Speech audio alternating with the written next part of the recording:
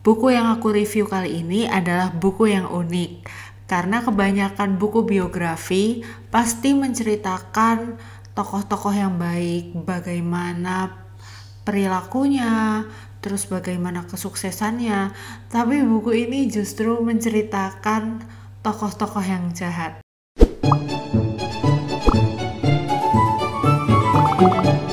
Bukunya berjudul Para Penentang Muhammad SAW yang ditulis oleh Misran dan Armansyah. Jadi penulis ini merupakan lulusan dari Al-Azhar Kairo.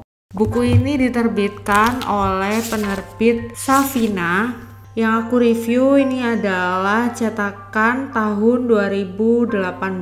Buku ini berisi cerita dari 23 tokoh yang menentang Rasulullah SAW. Dan setelah aku baca, aku bisa mengelompokkan para penentang ini menjadi 4 kategori. Yang pertama dari golongan keluarga, yang kedua dari golongan Quraisy Mekah, yang ketiga dari orang-orang di Madinah, yang keempat adalah nabi palsu. Untuk keluarga, ini aku akan membahas 2 tokoh, yaitu Abu Lahab dan Ummu Jamil. Jadi Abu Lahab ini adalah paman dari Rasulullah. Ketika melihat silsilah keluarga dari Abdul Muthalib, jadi Abdullah atau ayah Rasulullah dan Abu Lahab ini berasal dari ibu yang berbeda. Abdul Muthalib menikah dengan Fatimah dan memiliki salah satu anaknya adalah Abdullah. Sementara dari istri yang bernama Lubna hanya memiliki 1 anak, yaitu Abu Lahab. Di buku ini menceritakan bagaimana Abu Lahab sangat menentang dan berbuat jahat terhadap keponakannya sendiri. Abu Lahab adalah tetangga dari Rasulullah, dan ketika Rasulullah pulang ke rumahnya sering dilempari kotoran, dan kotoran itu juga sering diletakkan di depan rumahnya. Jadi di sini diceritakan bahwa anak Abu Lahab yang bernama Utbah dan Utaibah ini telah menikah dengan Ruqayyah dan Ummu Kulsum.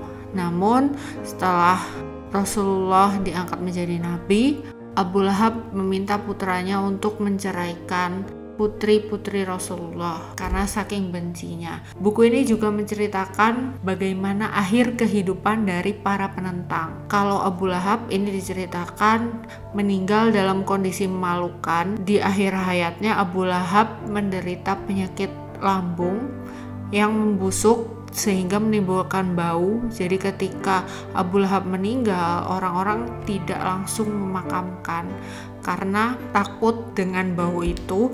Namun setelah ditunggu 3 hari kok baunya nggak hilang-hilang, akhirnya Abu Lahab dikuburkan dengan cara dibuatkan lubang, lalu jenazahnya ini didorong ke dalam lubang itu dengan kayu dan dilempari dengan batu karena orang gak mau mendekat karena takut tertular dengan penyakit pembusukan lambung itu. Yang kedua adalah Ummu Jamil. Jadi Ummu Jamil ini adalah istri dari Abu Lahab. Tak kalah dengan sang suami yang berbuat sangat buruk kepada Rasulullah, Ummu Jamil juga melakukan perbuatan-perbuatan yang sangat jahat. Contohnya Ummu Jamil pernah berniat melempar batu kepada Rasulullah sepulang dari Ka'bah. Namun Allah menolong Rasulnya dengan cara membutakan mata Ummu Jamil sehingga Rasulullah yang lewat itu tidak terlihat, dan Ummu Jamil akhirnya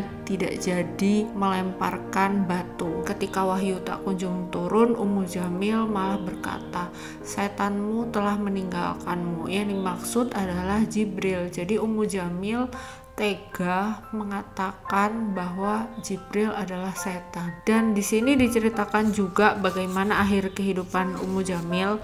Jadi Ummu Jamil ini disebutkan dalam surat Al-Ahzab sebagai pembawa kayu bakar. Maksudnya pembawa kayu bakar adalah seorang yang suka menyebar fitnah untuk memojokkan Rasulullah, dan Ummu Jamil juga menyumbangkan hartanya untuk mendanai upaya pembunuhan Rasulullah. Faktanya Ummu Jamil ini pembawa kayu bakar, dan sewaktu meninggal Ummu Jamil juga meninggal karena terlilit tali saat membawa kayu bakar. Selanjutnya adalah tokoh kafir Quraisy. Nah, di sini diceritakan beberapa tokoh kafir Quraisy yang termasuk dalam penentang Muhammad SAW, dan aku mencari kesamaan dari beberapa tokoh itu. Jadi mereka ini menentang Rasulullah karena yang pertama, Rasulullah umurnya lebih muda dari mereka, dan mereka umurnya lebih tua, jadi merasa lebih senior dan merasa seharusnya mereka yang menjadi pemimpin umat, bukan seorang yang lebih muda, dan mereka gengsi sebagai orang-orang yang lebih tua, terus harus manut, harus mengikuti seorang yang lebih muda. Yang kedua, mereka merasa lebih kaya, lebih mampu, dan lebih baik. Dan yang ketiga, ada juga orang-orang yang pekerjaannya terancam setelah Islam itu datang. Contohnya ada seorang yang menjadi koordinator dari berhala-berhala di Mekah, dan ketika Rasulullah berdakwah untuk menghancurkan berhala-berhala, dia merasa sumber pendapatannya, pekerjaannya itu akan hilang. Jadi dia paling gencar juga untuk menantang dakwah Rasulullah. Nah, di sini ada beberapa perilaku yang menurutku parah. Yang pertama ini yang dilakukan adalah Umayyah bin Khalaf. Jadi Umayyah bin Khalaf ini adalah majikan Bilal bin Rabah. Umayyah bin Khalaf setelah mengetahui budaknya yaitu Bilal masuk Islam, Umayyah ini menyiksa Bilal dan memaksa Bilal untuk murtad dengan cara membaringkan tubuh Bilal di gurun pasir yang panas, lalu meletakkan batu besar di atas dadanya.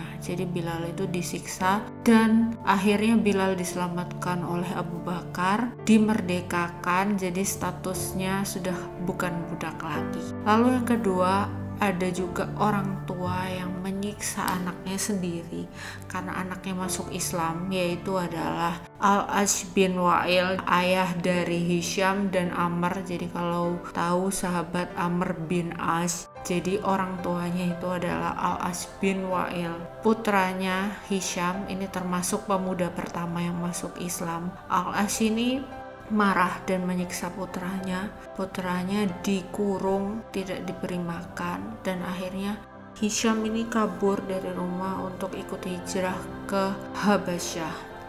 Lalu selanjutnya adalah tokoh terpandang Madinah. Motifnya juga sama seperti kaum Quraisy Mekah. Mereka yang menentang menganggap bahwa Muhammad kan umurnya lebih muda daripada saya, jadi seharusnya saya yang menjadi tokoh atau pemuka atau orang yang dimuliakan dibandingkan Rasulullah. Nah, di sini kalau tokoh yang penentang dari Madinah ini kebanyakan adalah orang Yahudi. Nah, di sini diceritakan bahwa orang Yahudi di Madinah ini merasa bahwa seharusnya nabi yang terakhir itu juga berasal dari orang Yahudi, bukan dari orang Arab, dan itulah yang membuat mereka menentang Rasulullah. Dan Rasulullah setibanya ke Madinah, Rasulullah ini berhasil mendamaikan dua kabilah yang berseteru, yaitu suku Aus dan suku Khazraj, di mana pertengkaran kedua kabilah itu sebelumnya dimanfaatkan oleh orang Yahudi untuk merebut pengaruh di Madinah. Jadi itu juga yang membuat orang-orang Yahudi kesal terhadap Rasulullah. Ada dua jenis sikap yang ditunjukkan oleh para penentang di Madinah. Ada yang bersikap menentang secara terang-terangan, dan ada yang menjadi kaum munafik. Nah, di sini ada beberapa yang kisahnya aku highlight. Yang pertama adalah Abdullah bin Ubay. Jadi Abdullah bin Ubay ini adalah seorang penyebar fitnah. Jadi sewaktu insiden kalung jatuh, jadi kalau kamu nonton video sebelumnya yang aku mereview buku tentang Sayyidah Aisyah, di situ diceritakan bahwa ketika Aisyah ketinggalan rombongan dan diantarkan pulang ke Madinah oleh sahabat Safwan. Nah, di situ setibanya di Madinah ada orang-orang yang memfitnah bahwa Sayyidah Aisyah ini selingkuh dengan Safwan. Salah satunya adalah Abdullah bin Ubay.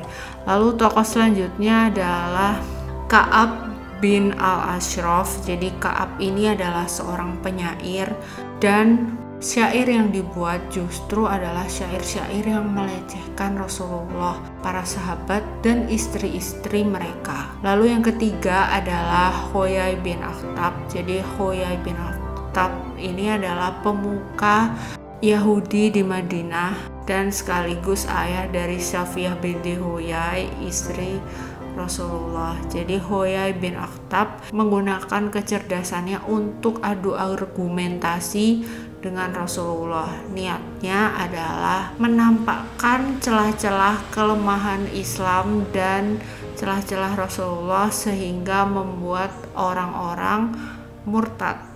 Orang-orang tidak percaya lagi bahwa Rasulullah ini merupakan nabi terakhir.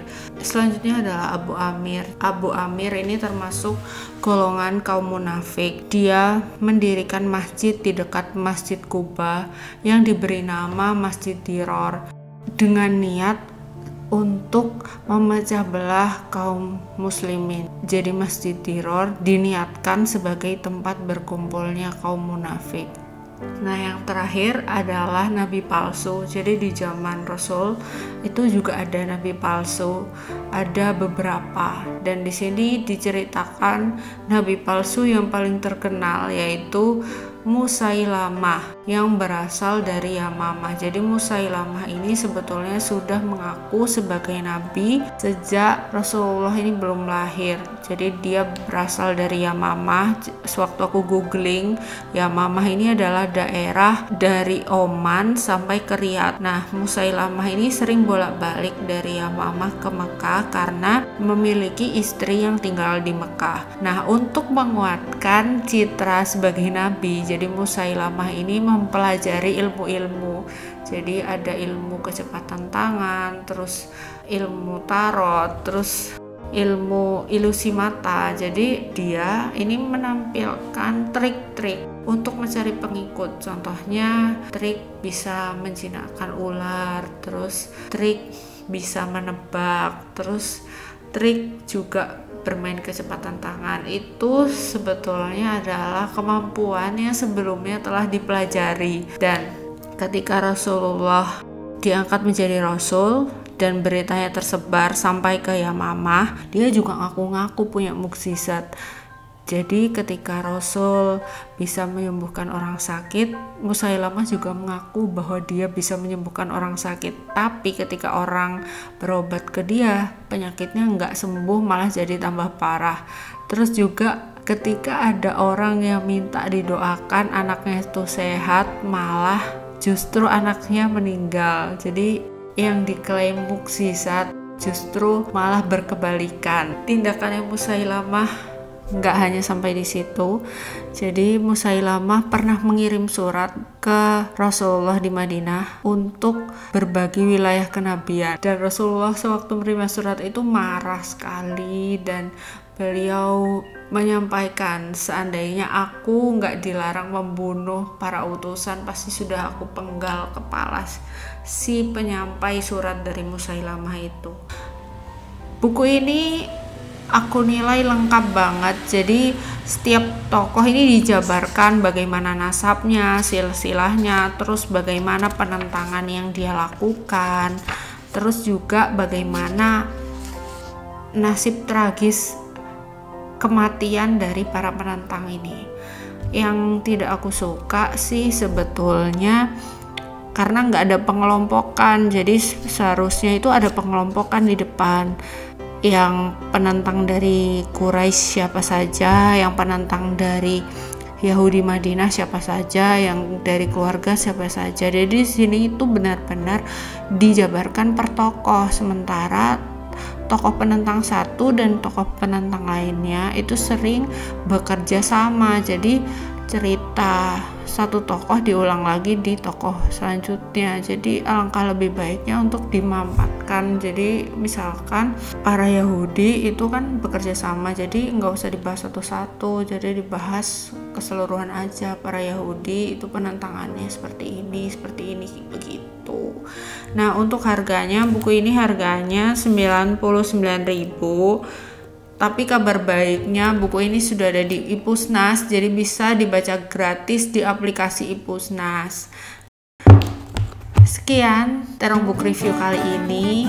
Semoga bermanfaat. Jangan lupa subscribe untuk mendukung channel ini untuk terus upload review-review buku yang bermanfaat lainnya. Sampai jumpa di episode selanjutnya. Dadah.